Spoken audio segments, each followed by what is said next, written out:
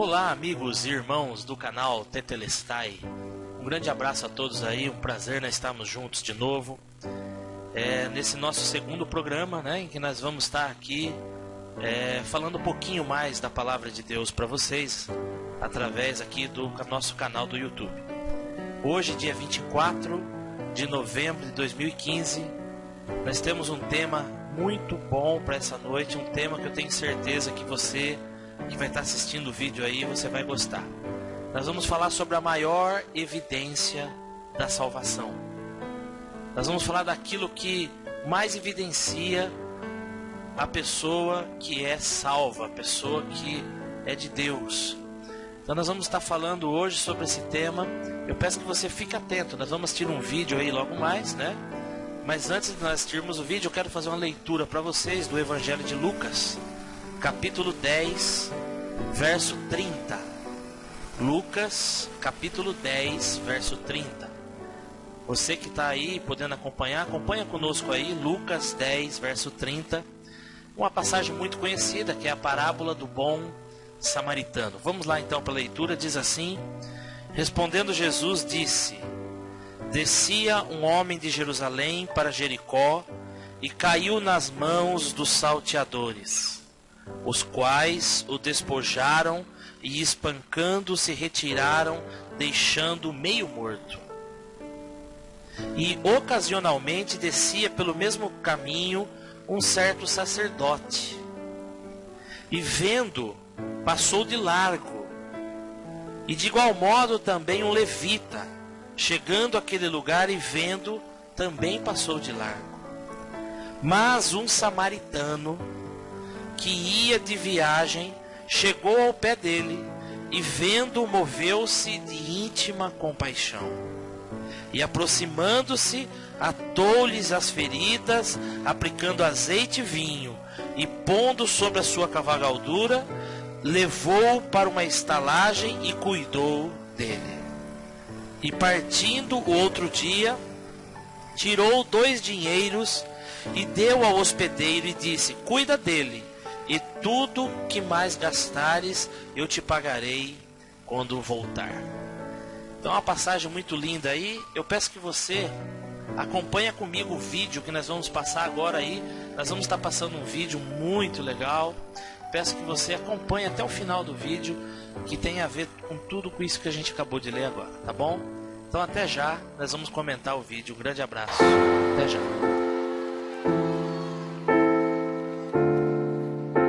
Faça uma coisa por mim. Pega na mão do teu irmão, segura firme aí. Pega. Olha pra mim, vai. Deixa eu compor um hino pra você. Não sei a forma que você chegou aqui. Um dia um certo homem assaltado foi. Espancaram ele até no chão cair. E enquanto ele sangrava, um cidadão passou. Era um sacerdote e fingiu que não viu. Estava com pressa, tinha prioridades, mas faltava amor, essa é a verdade. No mesmo lugar vai passar um levita. Quem sabe uma canção pra Deus ele cantou, dizendo: eu te amo acima de tudo. Mas como a si mesmo, o próximo ele não amou.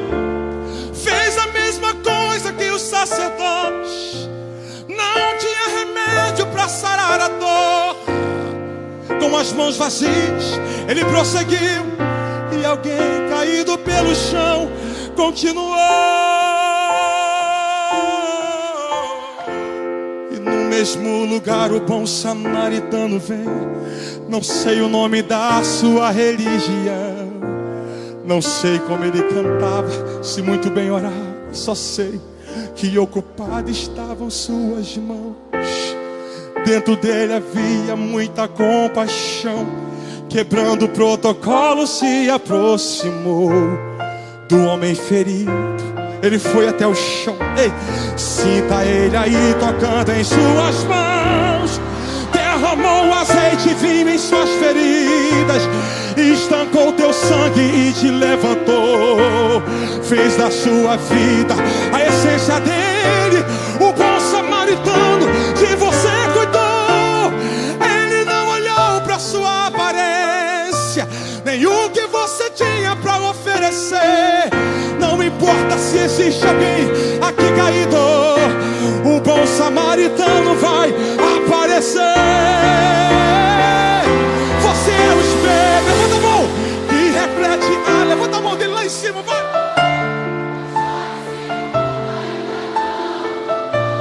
Já é o bastante Deus reconhecer.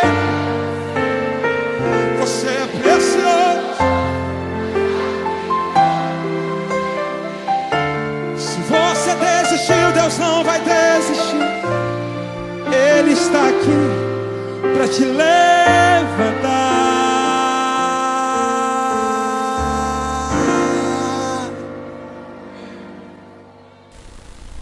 Muito bem. Bom, como a gente acabou de assistir aí esse vídeo, né? É um clipe aí que a gente acabou de ver, em que narra aí, mostra a história que nós acabamos de ler aqui sobre a passagem, a parábola do bom samaritano. Bom, lembrando do tema dessa noite, que o tema dessa noite é a maior evidência da nossa salvação, a maior evidência da salvação. O que de fato evidencia a vida de um salvo, daquele que é salvo. Eu sei que muitas pessoas poderão dizer, olha, a maior evidência da salvação é a religião. Outros vão dizer, a maior evidência da salvação é ser um religioso. Outros vão dizer, a maior evidência da salvação é ser um dizimista. Como eu já vi muitos dizer, né? Que o bolso é a última coisa que se converte, então a maior evidência é quando a pessoa se desliga dos bens materiais e se torna um dizimista. Outros dizem que a maior evidência da salvação, e isso uma grande maioria crê, é os dons do Espírito Santo. Muitos creem, porque você vê que eles correm atrás disso, né? Se alguém falar ali, tem um homem que tem um dom, a pessoa corre lá, né? Corre e acha, pô, lá tem um homem de Deus porque tem um dom. Então muitos acham que o dom é a evidência da salvação. Outros falam, olha, a evidência da salvação é o batismo. Quem é batizado é a prova, é a evidência que a pessoa foi salva, é ela ter sido, né, ali batizada. Então vamos então entender melhor esse texto aqui, em que nós acabamos de ler, né? Esse texto em que Jesus narra essa parábola aí, e nós vamos ver por que essa parábola tem tudo a ver com a salvação. Então eu peço que você acompanhe comigo aí. Só que nós vamos ler aí agora do verso 25 até o verso 30. Nós começamos no 30. Vamos ler do 25 em diante, que diz assim: E eis que se levantou um certo doutor da lei, tentando e dizendo, Mestre, o que farei para herdar a vida eterna? Então, por que Jesus conta essa parábola aí, essa parábola do bom samaritano? Por que Jesus conta? Porque um mestre da lei, né? Ali alguém que ensinava, alguém que era professor da lei de Moisés, alguém que era um líder religioso, chega até Jesus e faz um questionamento, né, que muitas pessoas também têm, né? Ele diz, o que eu devo fazer para herdar a vida eterna? Veja bem, presta atenção à pergunta dele, o que eu devo fazer para herdar a vida eterna? Isso é uma coisa que está no coração de muita gente. Muitas pessoas pensam, o que eu devo fazer? Será que a vida eterna ela é alcançada por algo que eu faço? A grande maioria pensa, olha, a vida eterna é por um mérito, por algo que eu faço. Esse homem não pensava diferente, ele dizia, olha, o que eu preciso fazer? Eu sei que a salvação se alcança por algum ato nosso, por alguma atitude nossa. O que eu devo fazer para ser salvo? E aí, o que Jesus responde? Acompanha comigo aí o verso 26. Jesus diz assim, e ele lhe disse, o que está escrito na lei? Como que você lê? Ou seja, como que você interpreta? Você é um mestre, você prega, você ensina a lei. Como que você interpreta a lei? Jesus está dizendo. E aí ele diz para Jesus, respondendo ele disse, amarás ao Senhor teu Deus de todo o teu coração, de toda a tua alma, de todas as tuas forças, de todo o teu entendimento, e ao teu próximo como a ti mesmo. Então veja, olha, ele sabia que a lei dizia. A lei dizia o quê? A lei dizia que para alguém herdar a vida eterna, ela tinha que amar a Deus sobre todas as coisas. De toda a força, de todo entendimento, né, de todo o coração. E deveria amar o próximo como a si mesmo. Só que se a gente acompanhar a Escritura, a Bíblia, nós vamos ver que a lei nunca capacitava ninguém a isso. A lei só mostrava, apontava aquilo que de fato deveria ser. Só que a lei mostra a nossa impossibilidade. O homem sem o Espírito de Deus, sem a ajuda de Deus, sem a obra de Cristo, porque o Espírito de Deus só veio a nós por causa da obra de Cristo. Se Jesus não tivesse morrido naquela cruz, o Espírito Santo não habitaria em nós. Então a lei, ela não veio para dar condição para a pessoa ser salva, de jeito nenhum. Ela veio para guiar a pessoa até a salvação, para conduzi-la à salvação. E nesse texto Jesus interroga ele, dizendo o que a lei diz. Ele diz, temos que amar a Deus sobre todas as coisas. É possível amarmos a Deus sobre todas as coisas sem a ajuda do próprio Deus? Sem o Espírito Santo em nós? Então a gente começa a ver aqui nesse texto, né, que Jesus faz a pergunta para ele sabendo que ele ia responder. E ele conclui dizendo, olha, e amar o próximo como a si mesmo. Só que quando se trata de próximo, principalmente para um judeu daquela época, era algo que para ele o próximo quem era? Era o irmão de fé. O próximo era aquele que se sentava no templo junto com ele. É aquele que oferecia os sacrifícios no templo junto com ele. Ou aquela pessoa da sua família mais próxima, aquela pessoa que gostava dele. Então a gente observa aqui no verso seguinte, no verso 28, Jesus fala assim, olha, você respondeu muito bem. Você respondeu bem que tem que amar a Deus sobre tudo e amar o próximo. Faça isso e você vai viver. Mas veja bem o que acontece agora. Verso 29 diz assim, e ele, porém, querendo justificar-se a si mesmo, disse a Jesus, quem é o meu próximo? Olha a pergunta que ele faz para Jesus. Bom, eu sei que tem que amar o próximo. Mas quem é ele? Quem é o meu próximo? A pergunta que ele faz. O que ele esperava ouvir de Jesus? O que vocês acham? O que ele esperava ouvir de Jesus? Ele esperava que Jesus dissesse, ó, teu próximo é o teu irmão lá da sinagoga. Teu próximo é teu irmão lá da fé que vai ao templo com você. Ah, o teu próximo é a tua mãe que te ama. Então a Bíblia diz aqui que ele estava querendo se justificar. Né? Ele estava querendo ouvir isso. Né? Ouvir que o próximo seria os da fé, os irmãos. Mas aí Jesus começa a contar essa parábola. Perceba, por que Jesus conta essa parábola? Porque a pergunta dele é, o que eu tenho que fazer para ser salvo? O que eu tenho que fazer para herdar o reino dos céus? O que eu tenho que fazer? E Jesus começa a contar, e começa a mostrar ali nessa parábola. Presta atenção que Jesus conta. Jesus fala que vinha descendo um homem de Jericó. Esse homem, de Jerusalém para Jericó, esse homem no caminho, ele foi assaltado por vários salteadores, ladrões. E no momento que ele foi assaltado, bateram tanto nele que deixaram ele quase morto. E nisto veio passando quem? O que a Bíblia diz para nós aí? Veio passando quem? Veio passando um sacerdote.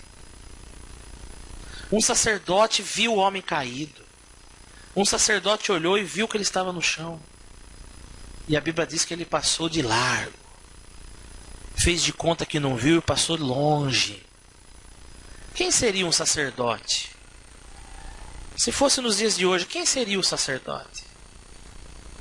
O sacerdote hoje seria um padre, um pastor, um líder religioso, que passou ali, viu o homem caído e foi embora.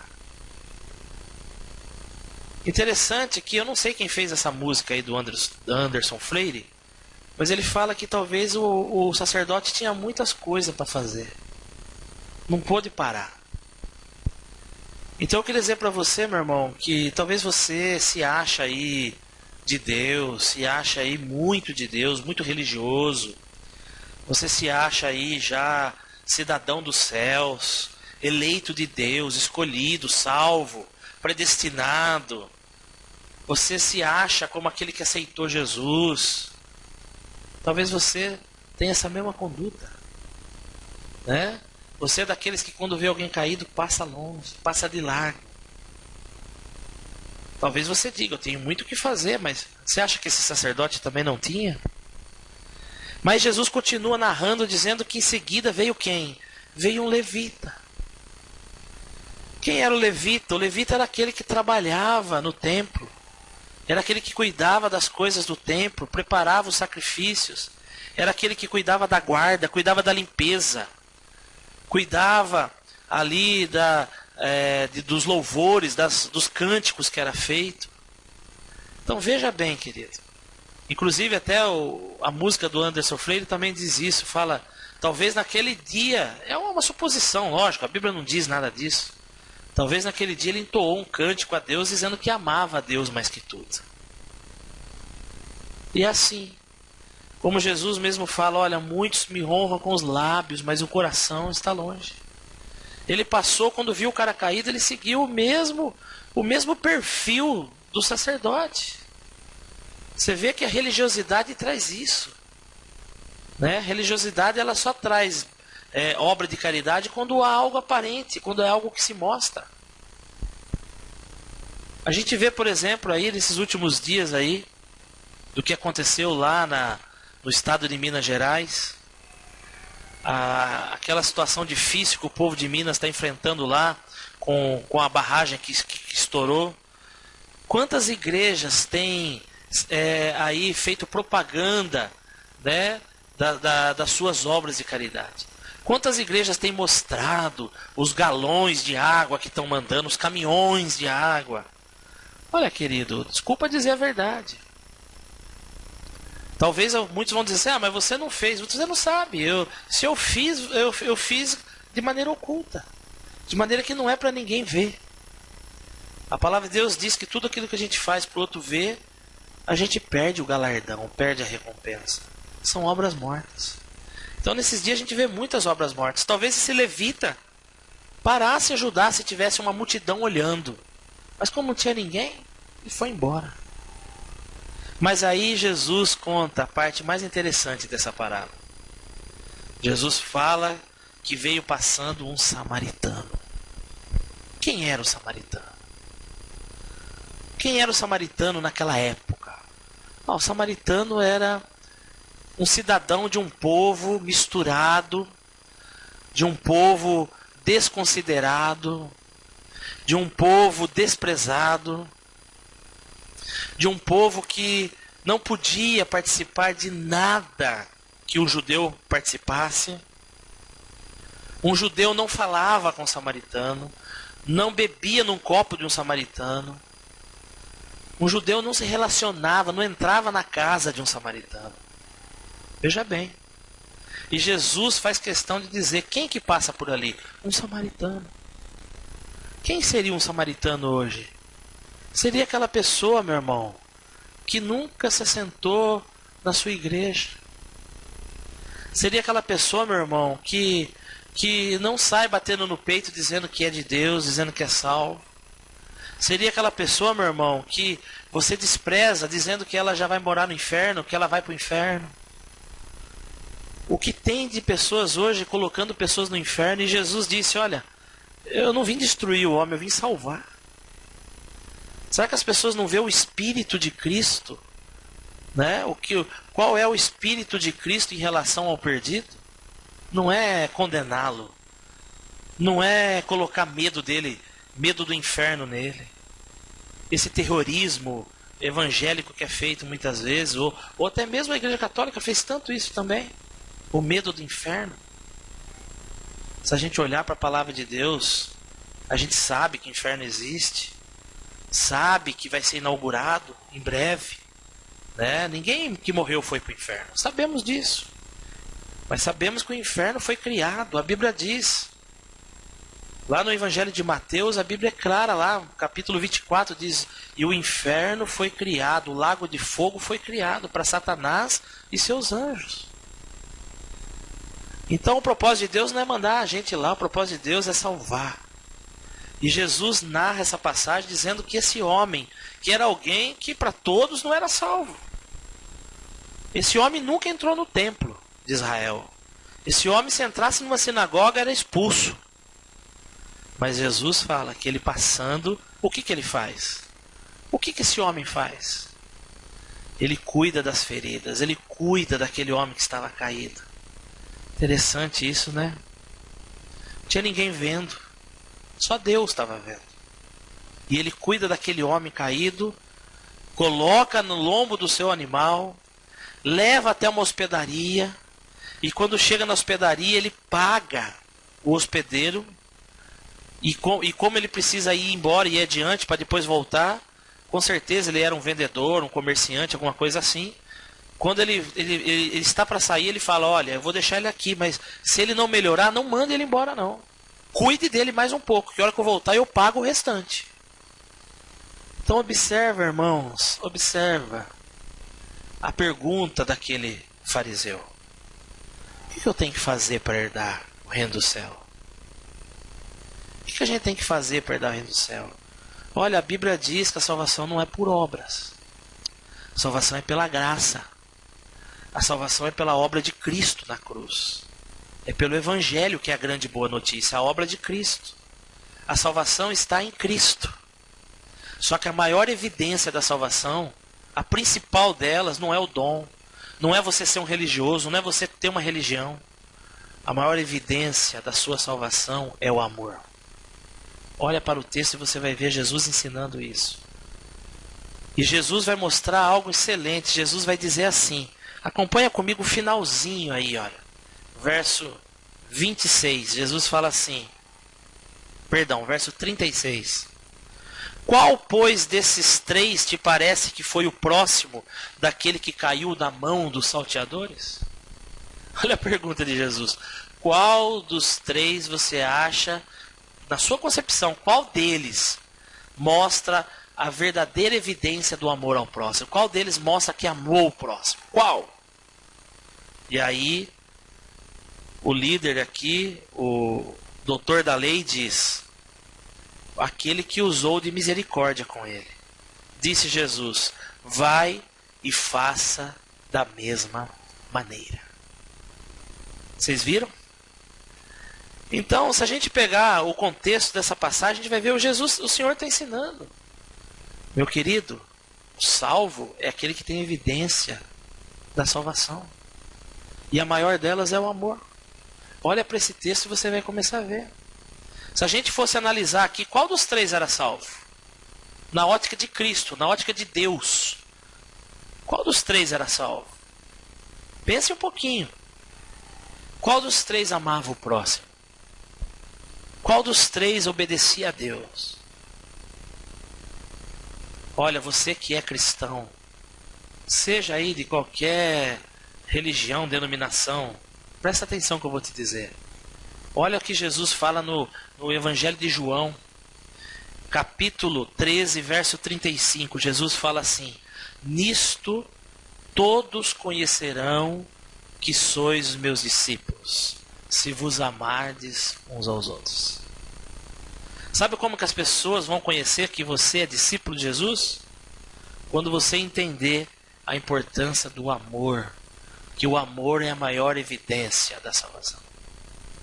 Então vamos ficar com esse texto, vamos pensar um pouquinho sobre isso, né? Vamos deixar aí o nosso orgulho religioso de lado e vamos parar para observar que tem gente que talvez nunca vai sentar com a gente na igreja, na nossa comunidade, no nosso grupo. Talvez nunca vai professar a mesma maneira de fé, a mesma maneira de pensar. Mas são pessoas que colocaram Cristo no seu coração de verdade, que amam a Cristo. São pessoas que, de fato, amam o seu próximo. Veja bem que é isso que Jesus está nos ensinando hoje. Amém?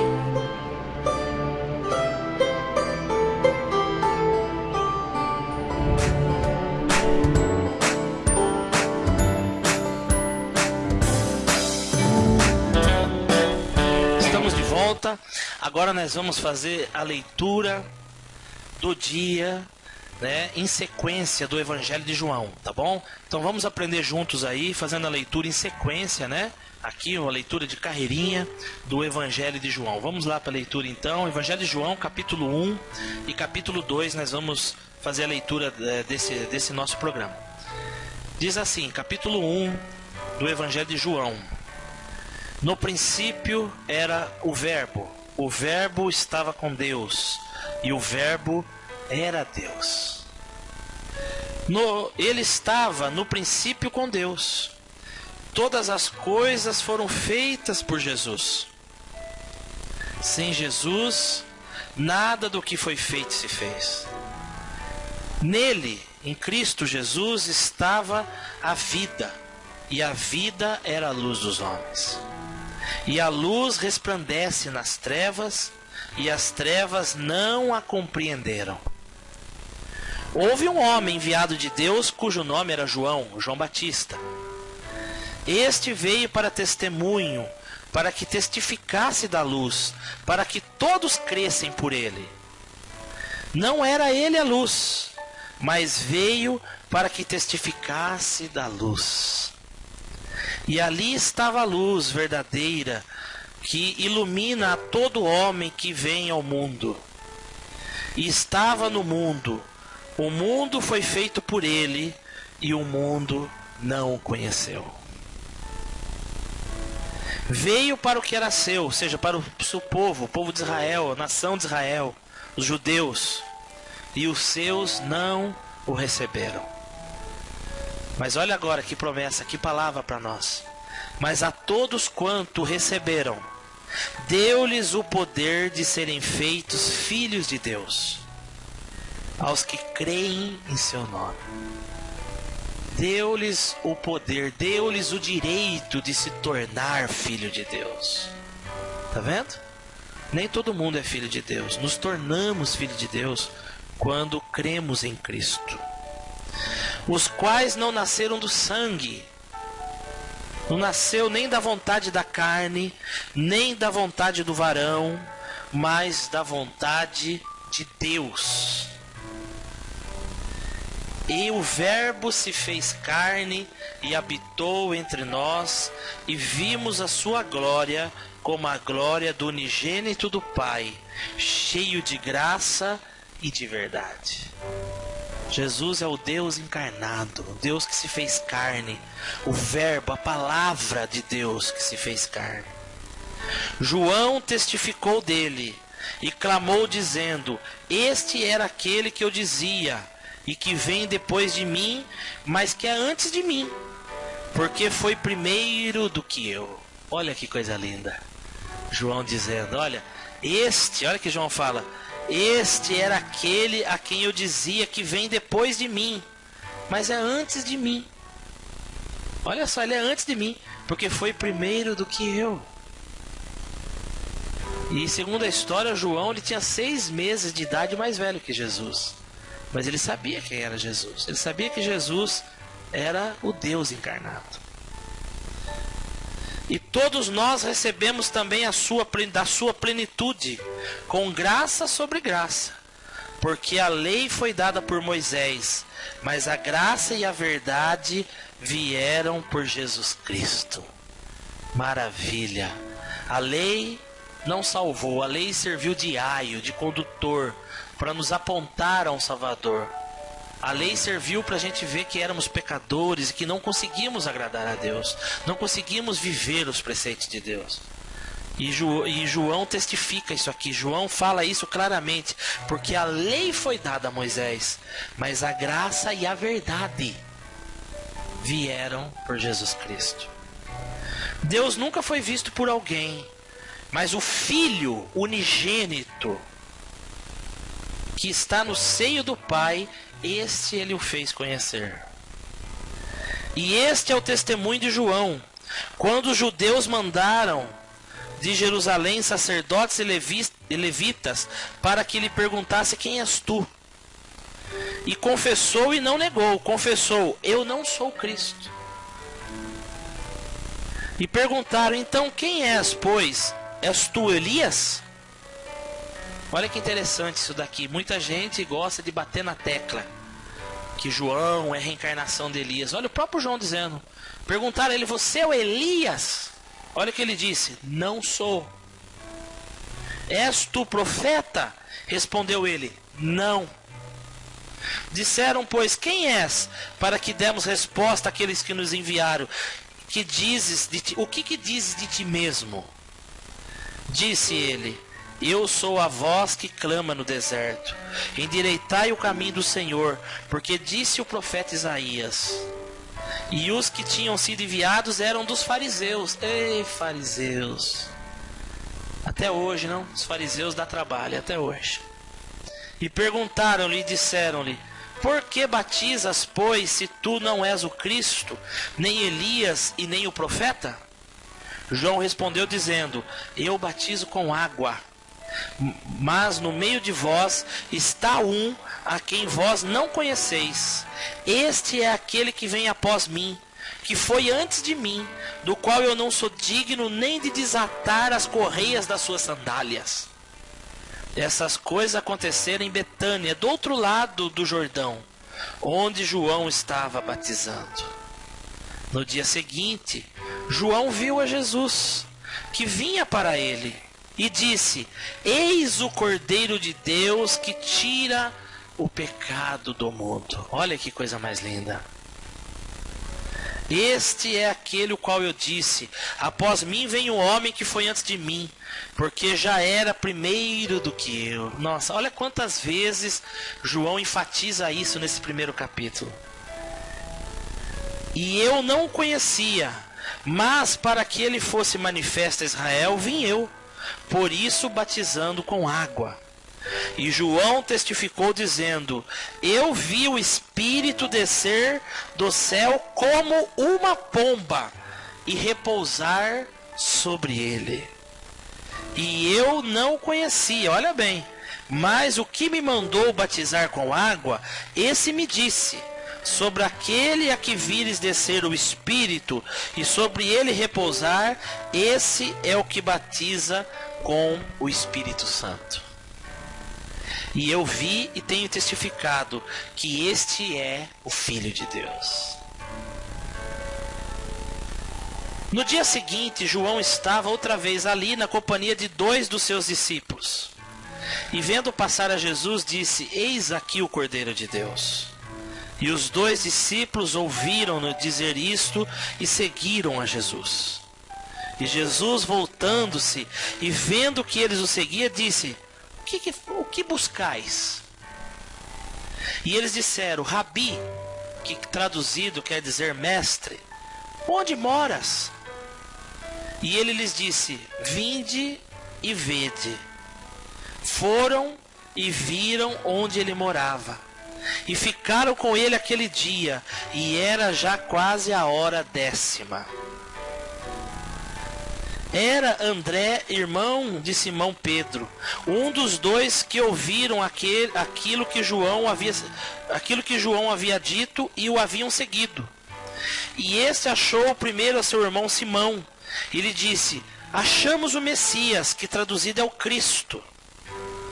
E levou-o a Jesus, e olhando Jesus para ele, disse, tu és Simão, filho de Jonas, tu serás chamado Cefas, que quer dizer Pedro, que na tradução original quer dizer pedrinha, uma lasca de pedra. No dia seguinte quis Jesus ir a Galiléia e achou a Felipe e disse, segue-me. E Felipe era de Betsaida, cidade de André e de Pedro. Felipe achou Natanael e disse, havemos achado aquele a quem Moisés escreveu na lei, e quem escreveram os profetas, Jesus de Nazaré, filho de José. Disse-lhe Natanael, pode vir alguma coisa boa de Nazaré? Disse Felipe, vem e vê. Né? Interessante isso, né? As pessoas às vezes criticam o caminho de Deus, criticam os enviados de Deus, né? Critica a obra de Deus sem ver. Por isso que o Evangelho aqui nos ensina, né? Os discípulos dizendo, vem ver, venha ver, né? Antes de você falar alguma coisa, venha ver, não é mesmo? E aí, o que acontece? Acontece o seguinte, vamos continuar a leitura aqui, verso 47. Jesus viu Natanael vir ter com ele e disse, eis aqui um verdadeiro israelita em que não há dolo. Eis um israelita em que não há falsidade, né? O que vem para falar, ele fala, ele não fica guardando não, com falsidade. Disse Natanael, de onde é que me conheces tu? Jesus respondeu e disse, antes que Felipe te chamasse, eu te vi estando tu debaixo da figueira. Natanael respondeu e disse, Rabi, tu és o Filho de Deus, tu és o Rei de Israel. Jesus respondeu e disse, por que disse que te vi debaixo da figueira, crês? Coisas maiores do que essas verás. E disse-lhe, na verdade vos digo que daqui para frente vereis o céu aberto e os anjos de Deus subirem e descerem sobre o Filho do Homem. Olha Jesus usando aqui uma passagem lá do livro de Gênesis, né? Lá da visão que Jacó teve daquela escada que subia e descia anjos sobre ela. E Jacó ficou admirado com aquela escada, dizendo, não há outro lugar senão esse, a casa de Deus. Não há lugar tão glorioso como este, né? E a gente vê Jesus falando, eu sou aquela escada, eu sou o meio pelo qual a bênção de Deus vem até você e o meio pelo qual você vai a Deus. Então Jesus estava dizendo a Natanael, Natanael, você não viu nada, você creu só porque eu disse que te vi?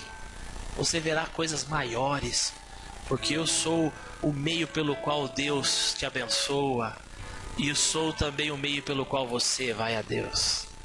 Maravilhoso. Capítulo 2.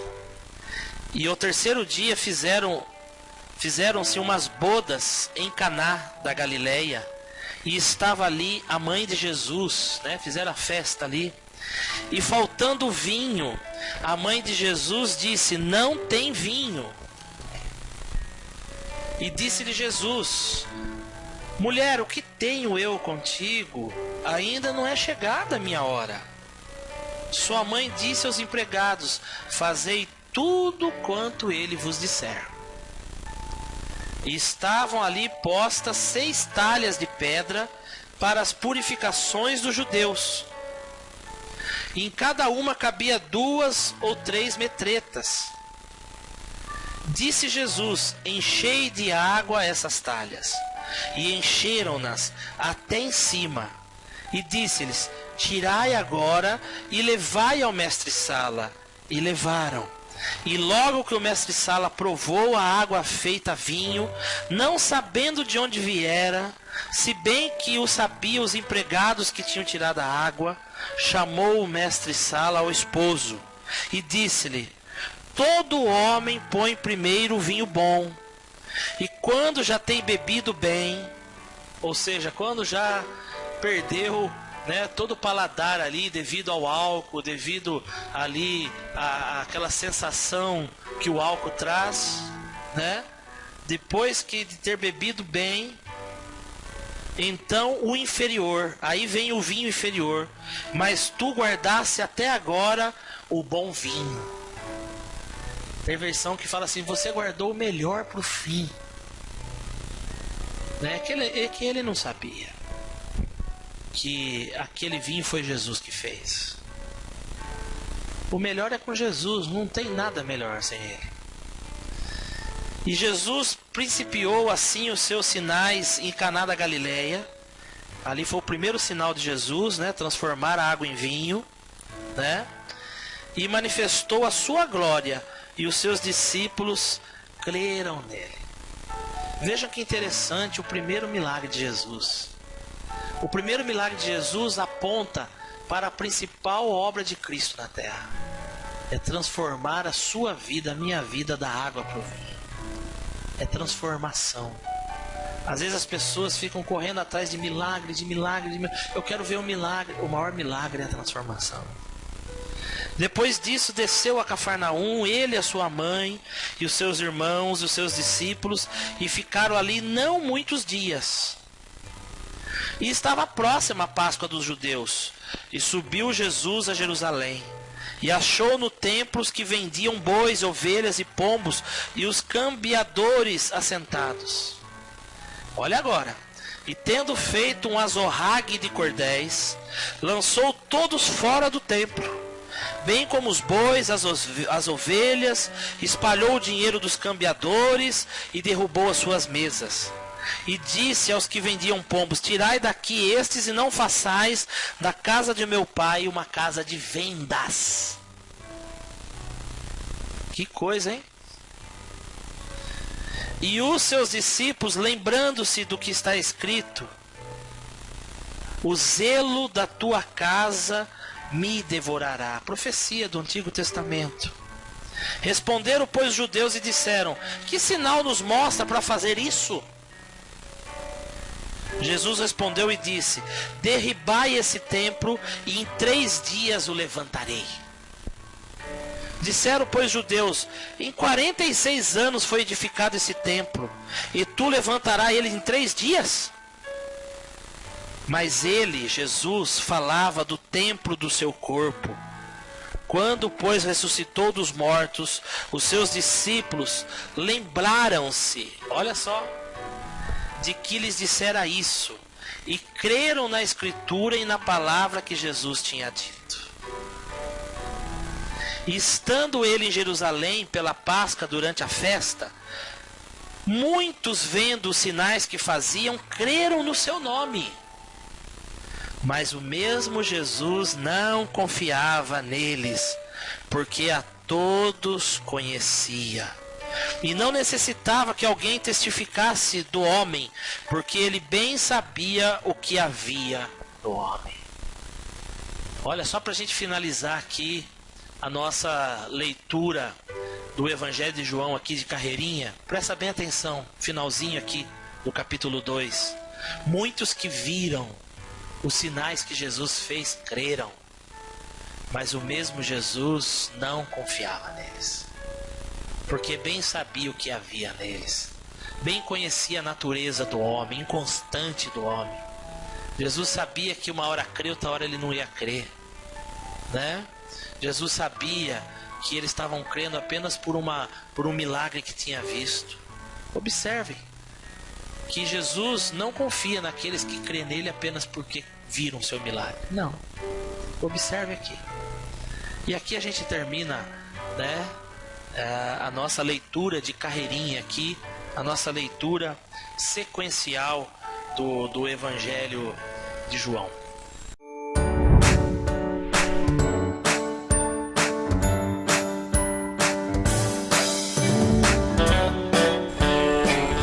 Você aí que quer mandar para nós aí uma pergunta bíblica, mandar para nós aí um vídeo, mandar aí uma crítica, você tem toda a liberdade, meu irmão.